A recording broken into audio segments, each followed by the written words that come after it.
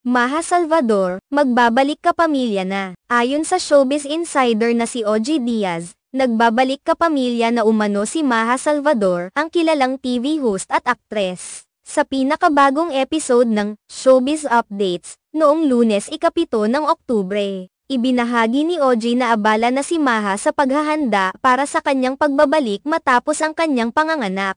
Alam mo ba ngayon ay talagang si Maha ay sumasayaw-sayaw na pagkapanganak?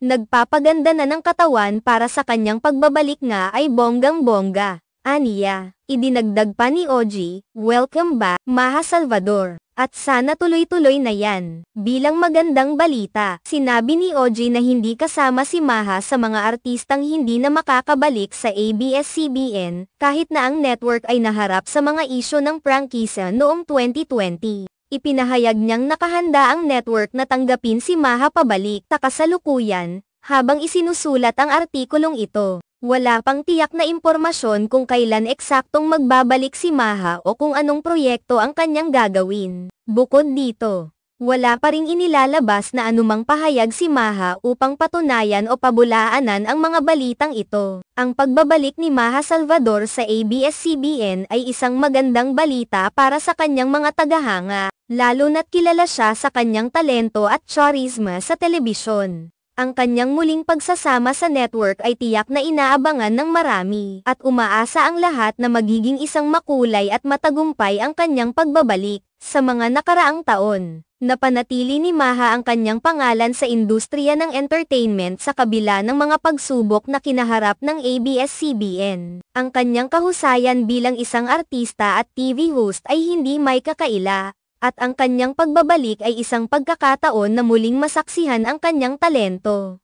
Tulad ng marami pang ibang artista, nakaranas si Maha ng mga pagbabago sa kanyang karera. Ngunit sa kabila ng mga hamon, patuloy siyang naging inspirasyon sa kanyang mga tagahanga. Ang kanyang dedikasyon at pagmamahal sa kanyang sining ay isang magandang halimbawa na dapat tularan. Ang mga balita tungkol sa kanyang pagbabalik ay nagdulot ng kasiyahan at pananabik sa mga tagahanga at taga-subaybay. Lahat ay umaasa na makikita nila si Maha sa mga bagong proyekto, mga palabas, o mga events sa ABS-CBN. Ang kanyang husay sa pagsayaw at pag-arte ay tiyak na magiging malaking ambag sa mga upcoming shows ng network. Hindi may kakaila na si Maha Salvador ay isa sa mga pinakamaimpluwensyang personalidad sa industriya ng entertainment sa Pilipinas. Ang kanyang pagbabalik ay tiyak na magdudulot ng bagong sigla sa mga programa ng ABS-CBN, at inaasahan ng lahat ang kanyang mga bagong proyekto.